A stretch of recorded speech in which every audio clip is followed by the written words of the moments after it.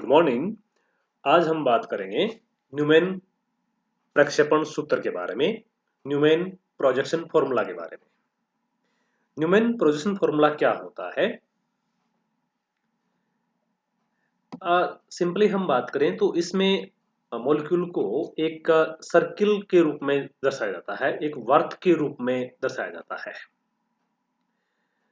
तो इसे कुछ नियम्स हैं, कुछ पॉइंट्स हैं जिनके बारे में हम डिस्कस करते हैं कि कैसे किसी मॉलिक्यूल का न्यूमैन प्रश्न सूत्र बनाया जाता है। तो सबसे पहला पॉइंट,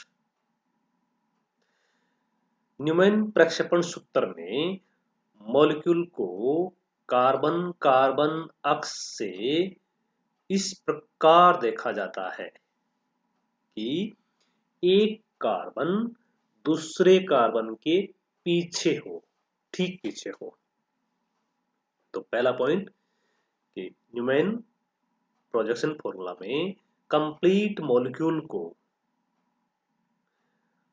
इस प्रकार कार्बन कार्बन अक्ष से, यानी सेंट्रल कार्बन कार्बन अक्ष से इस प्रकार देखा जाता है कि एक कार्बन, सेंट्रल कार्बन कार्बन का एक कार्बन दूसरे कार्बन के ठीक पीछे छिप जाए। दूसरा पॉइंट, नेक्स्ट पॉइंट। अब आरेख में, डायग्राम में सामने वाले कार्बन को हमने कहा पूरे मॉलिक्यूल में एक central carbon carbon chain select करते हैं। अब उसमें सामने वाले कार्बन को एक सेंटर बिंदु के द्वारा, सेंटर पॉइंट के द्वारा दर्शाया जाता है और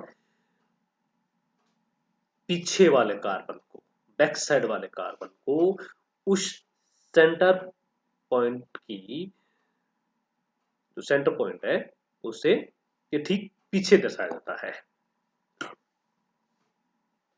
तो कार्बन कार्बन, जो सेंटर कार्बन कार्बन चेन है उसमें एक कार्बन को सर्किल के फ्रंट साइड में और दूसरे कार्बन को सर्किल के बैक साइड में दर्शाया जाता है। तो इस प्रकार से पहले तो हमने क्या कर लिया, पूरे मॉलिक्यूल को इस प्रकार से देखते हैं कि एक कार्बन, यानी सेंटर कार्बन जो है वो सेंट्रल कार्बन चेन का एक कार्बन दूसरे कार्बन के ठीक पीछे की ओर हो, ठीक नीचे की ओर हो। अब सर्किल के सेंटर में जो फ्रंट साइड का कार्बन है, सेंट्रल कार्बन कार्बन चेन का फ्रंट साइड का कार्बन को सर्किल के फ्रंट साइड में सेंटर पॉइंट के द्वारा दर्शाया जाता है और बैक साइड के कार्बन को उसके ठीक पीछे की ओर दर्शाया जाता है। तो ये तो बात हुई सेंट्रल कार्बन की, सेंट्रल कार्बन चेन के जो कार्बन है उनकी। अब आता है कि जो दो कार्बन हमने सेलेक्ट किया है, सेंट्रल कार्बन चेन सेलेक्ट किया हमने, उसके फ्रंट साइड कार्बन से कितने ग्रुप जुड़े हुए हैं और बैक साइड कार्बन से, यानी दूसरा जो कार्बन है उससे कितने ग्रुप से आइटम जुड़े हुए हैं और उनको कैसे दर्शाएंगे। तो नेक्स्ट पॉइंट अब बात करें कि फ्रंट साइड के कार्बन से जुड़े हुए ग्रुप्स या एटम को ट्रायंगल रूप से, त्रिज्यीय रूप से एक दूसरे से, त्रिज्यीय रूप से, रेडियली रूप से एक दूसरे से 120 एंगल पर दर्शाया जाता है। जैसे यहाँ पे हमने कहा कि कार्बन कार्बन चेन हमने सेलेक्ट की, उसके एक कार्बन फ्रंट साइड कार्बन और उसके ठीक पीछे की ओर बैक साइड कार्बन, इससे जुड़े फ्रंट साइड कार्बन से जुड़े हुए ग्रुप से आइटम को 120 डिग्री, दोनों ही के ग्रुप से, फ्रंट साइड और बैक साइड के दोनों के ग्रुप से, दोनों ही कार्बन से जुड़े हुए ग्रुप से आइटम को 120 डिग्री एंगल पे दर्शाया जाता है, एक दूसरे 120 एंगल दर्शाया जाता है।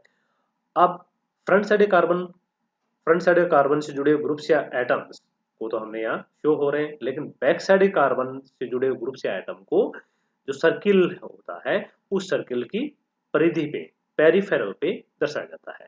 जैसे यहाँ पे बात करें हम, ये फ्रंट साइड कार्बन, इससे 4 वैलेंसी इसकी, 3 तो ये हो गई और एक दूसरे पीछे जो कार्बन है उससे हो गई, 4 हो गई। तो यहाँ पे जो ग्रुप जुड़े हुए हैं, 3 ग्रुप से आइटम जुड़े हुए हैं, उनको हमने फ्रंट साइड कार्बन जुड़े हुए उनको यहाँ शो कर दिया और बैक साइड कार्बन है उससे जुड़े हुए ग्रुप से उनको हमने यहाँ पे पेरिफेरल पे शो कर दिया, त्रिज्यीय रूप से शो। अब इससे दो तरह के फॉर्म बनते, कन्फॉर्मर बनते हैं। जैसे हम कहें कि फ्रंट साइड कार्बन, पहला है स्टेगर्ड और दूसरा है इक्लिप्स्ड। स्टेगर्ड कब है? स्टेगर्ड फॉर्म ऐसी फॉर्म होती है जिसमें फ्रंट साइड के कार्बन से जुड़े हुए ग्रुप्स या एटम, फ्रंट साइड के कार्बन से जुड़े हुए ग्रुप्स या एटम बैक साइड के कार्बन से जुड़े हुए ग्रुप्स या एटम, दीज ग्रुप्स या एटम के ठीक बीच में होते हैं, मिडिल में होते हैं उनके ठीक। तो ऐसी फॉर्म स्टेगर्ड फॉर्म कहलाती है। अब यहां पर जो ग्रुप्स है, फ्रंट साइड के कार्बन जुड़ा हुआ एटम या ग्रुप्स बैक साइड के कार्बन से जुड़े हुए ग्रुप्स या एटम से दूर दूर होते हैं, जिसके कारण इंटरेक्शन कम होता है। इंटरेक्शन कम होता है, एनर्जी कम होती है, ऊर्जा स्तर कम होता है, एनर्जी कम होती है, स्टेबिलिटी ज्यादा होती है। तो स्टेगर्ड फॉर्म जो होती है वो इक्लिप्स्ड की बजाय अधिक स्थायी होती है। अब इक्लिप्स्ड कम स्थायी क्यों है? क्योंकि अब इसको हमने यदि 60 डिग्री पे रोटेशन करवाया तो ये ग्रुप यहाँ पे आ गया, ये कार्बन से जुड़ा हुआ ग्रुप एटम यहाँ पे आ गया, ये वाला ग्रुप एटम यहाँ पर आ गया, तो ये बन गया इक्लिप्स्ड फॉर्म। यानी ऐसा फॉर्म जिसमें फ्रंट साइड के कार्बन से जुड़े हुए ग्रुप्स या एटम बैक साइड के कार्बन से जुड़े हुए ग्रुप्स या एटम के ठीक अपर ऊपर होते हैं। यानी फ्रंट साइड और बैक साइड के कार्बन से जुड़े ग्रुप्स या एटम एक दूसरे के ठीक ऊपर होते हैं। इससे जो फ्रंट साइड कार्बन से जुड़े हुए ग्रुप्स या एटम बैक साइड कार्बन से जुड़े हुए ग्रुप्स या एटम के बहुत पास पास में आ जाते हैं। जहां देखिए ये एकदम नेर आ गए, ये भी एकदम पास पास में आ गए, ये भी एकदम पास पास में आ गए। अब इनमें एकदम पास पास में होने के कारण, बहुत नजदीक होने के कारण इनमें इंटरेक्शन अधिक होता है। इंटरेक्शन अधिक होता है तो ऊर्जा स्तर बढ़ जाता है, एनर्जी का मान बढ़ जाता है, स्थायित्व कम हो जाता है।